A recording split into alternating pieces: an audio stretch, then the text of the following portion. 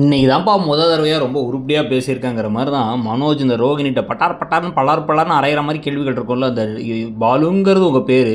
இது உங்க பட்டமா? அப்படின்னு கேட்கும்போது பலார் பலார் பலார்ன்னு இருப்பாங்கல்ல. அந்த மாரி தான் வந்து இன்னைக்கு இருந்துச்சு ரோகிணிக்கு. ஏன்னா வந்து சரி ஓகே. எங்க அம்மா உன்ன வந்து ஏத்துக்க மாட்டாங்கிறதுக்காக எங்க அம்மாக்காக பொய் சொன்னா ஓகே. ஏன்ட்ட ஏன் பொய் சொன்ன?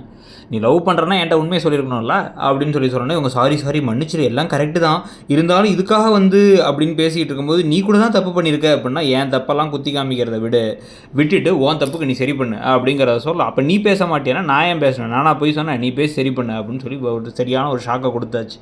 கொடுத்ததுக்கப்புறம் தான் ஒரு மெசேஜ் வருது. என்னன்னு சொல்லி எடுத்து பார்த்தா எல்லாருக்குமே வந்து அந்த முத்து அந்த போலீஸ்காரர்கிட்ட திட்டு வாங்கி ஸ்டேஷனுக்கு போகிற காட்சியை அதுக்குள்ளார ஸ்ருதியோட அம்மா எல்லாருக்கும் போட்டு விட்டுருக்கு. அதை ஒவ்வொருத்தங்களாக எடுத்து பார்த்துட்டு இருக்காங்க. ஒவ்வொருத்தங்களாக பார்த்து என்னாச்சு ஏதாச்சுன்னு யோசிச்சுட்டு இருக்க. எப்பயும் போல் விஜயா ஓவராக பேச, அண்ணாமலை திட்ட, இதெல்லாம் நடந்துக்கிட்டு இருக்கும் பொழுது ஸ்டேஷனில் அருண் ஒரு கேவலமான காரியத்தை பண்ணுறாரு. இவரை தள்ளி விட்டு இவரை மொத்தமாக கேட்டு உன்னை வந்து லைசன்ஸை பிடிங்கி விட்றேன், அந்த ஸ்டேஷனுக்கு போனால் இன்ஸ்பெக்டர் தெரிஞ்சவன் தப்பிச்சல, இங்கே நீ தப்பிக்க முடியாதுன்னு ஏதோ பேசிக்கிட்டு இருக்க. இந்த இன்ஸ்பெக்டர் வேறு வந்து உனக்கு கொடுக்காதீங்க வண்டின்னு சொல்லிட்டு போயிடுறாரு.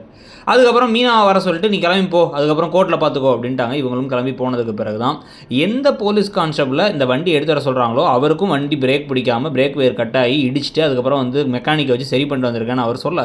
இதை யார்ட்டையும் சொல்லாதீங்க, அவன் நிறைய தப்பு பண்ணியிருக்கான், அவனுக்கு சரியான தண்டனை கிடைக்கணும்ல, அதனால் ஒரு 6 மாதமாச்சு வீட்டில் சும்மா இருந்தால் தான் அவனுக்குலாம் புத்தி வருங்கிறார். இவர் நல்லவர் வல்லவர் அப்படியே ரொம்ப நேர்மையானவர்னா இப்படி ஒரு கேவலமான குறுக்கு புத்தி காரியத்தை செய்கிறதுக்கு எவ்வளோ ஒரு மோசமான ஒரு புத்தி இருக்கணும்.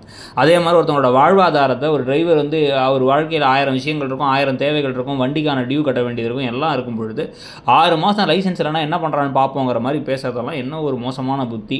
ஸோ இதை வச்சு வந்து பிரச்சனை ஆகிட்டு இருக்கும் பொழுது இப்போ இங்கே வீட்டில் வந்து அதுக்குள்ளே ஸ்ருதியோட அம்மா வந்து ஓவர் ட்ராமா பண்ணிருக்காங்க.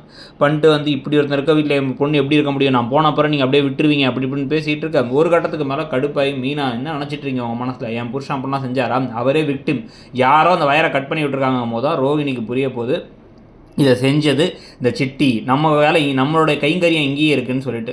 இதிலேருந்து முத்து எப்படி தப்பிக்க போகிறாரு, இல்லை அவர் லைசன்ஸே போனதுக்கப்புறம் வீட்டில் சும்மா உட்காந்துருக்கும் பொழுது தான் அவருக்கு இப்படி ஒரு விஷயத்தை வந்து இந்த அருண் தான் வந்து பண்ணதுங்கிறதும் அருண் சீதாவை லவ் பண்ணுறாங்கிறதும் தெரிய வரப்போதாங்கிறத பற்றி உங்கள் கருத்து என்னங்கிறத சொல்லுங்கள். தேங்க்யூ.